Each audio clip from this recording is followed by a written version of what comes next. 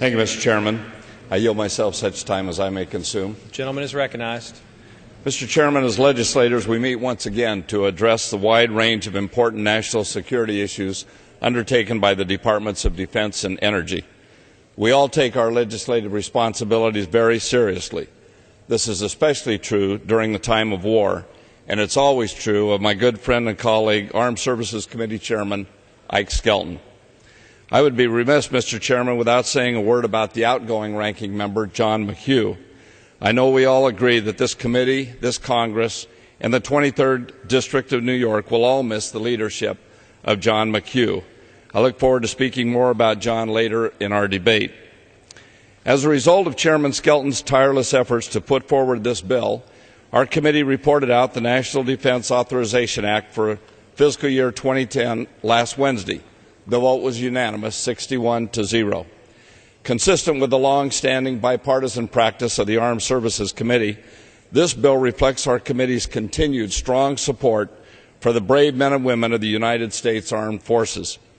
This legislation acknowledges that the United States has a vital national security interest in ensuring that Afghanistan does not once again become a safe haven for terrorists, supports a comprehensive counterinsurgency strategy that is adequately resourced and funded by Congress, and calls on the President to provide our U.S. military commanders with the military forces they require in order to succeed.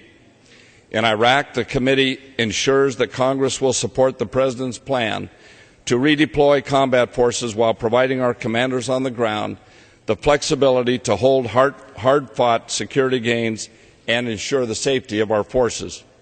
Mr. Chairman, we owe our soldiers, sailors, airmen, and Marines the very best available equipment, training, and support in order to provide them with the best possible tools to undertake their missions and return safely. The provisions that are already in this bill go a considerable way in demonstrating this support, but we can and should improve it.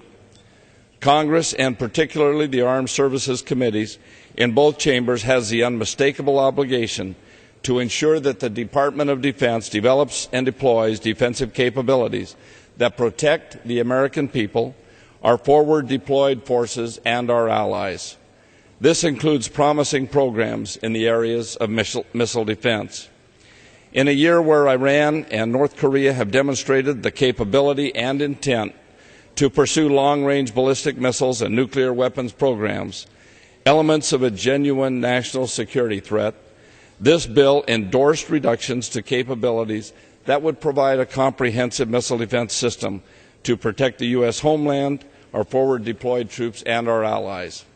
We need to take steps that would reverse the administration's 35% reduction to a critical component of the National Missile Defense System located in Alaska and California, which is designed as a last line of defense to protect the U.S. homeland. It's unfortunate that we've been forced to trade national missile defense capabilities for more theater missile defense. Both are necessary, and both could have been adequately funded without such deep cuts. Building on the weapons acquisition reform bill that the President signed in May, this legislation takes a number of important steps on major weapons programs. I'm pleased that this bill provides $368.8 million in advanced procurement funding for 12 additional F-22s.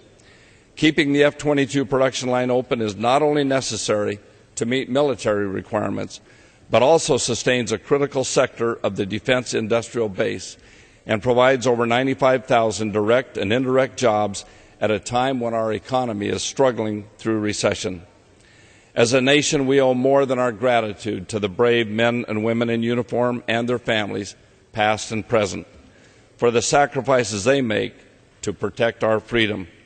I'm pleased that this legislation includes a 3.4% pay raise, which is half a percentage point above the President's request. I commend and thank Chairman Skelton for working to address the concurrent receipt in the suspension bill addressed earlier today.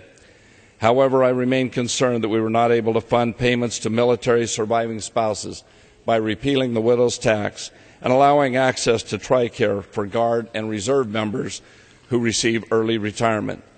If this is truly to be the year of the military family, we must make it a priority to fund these programs too. One of the few areas where there is disagreement within our committee is detainee policy. These are differences that I believe need to be debated and given a vote within the full House. As you know, many members believe the American people do not want detainees in Guantanamo brought to the sovereign territory of our country. I'm disappointed we will not debate amendments dealing with the transfer or release of detainees from Guantanamo Bay, Cuba, into the United States. Finally, I strongly agree with many members who believe the Congress should do everything possible to ensure that the detainee pictures presently subject to the Freedom of Information Act are not released. The President and our military commanders determined that these photos, if released, would risk the safety of U.S. forces in Iraq and Afghanistan. Given the overwhelming support for this language in the Senate, I regret that we could not address this issue on the House floor today. As in years past, I believe that this legislation reflects many of the Armed Service Committee's priorities in supporting our nation's dedicated and courageous service members. I thank Chairman Skelton for putting together an excellent bill and helping us to stay focused on delivering a bill that protects, sustains, and builds our forces. I look forward to working with my colleagues to improve and pass H.R. 2647. I reserve the balance of my time.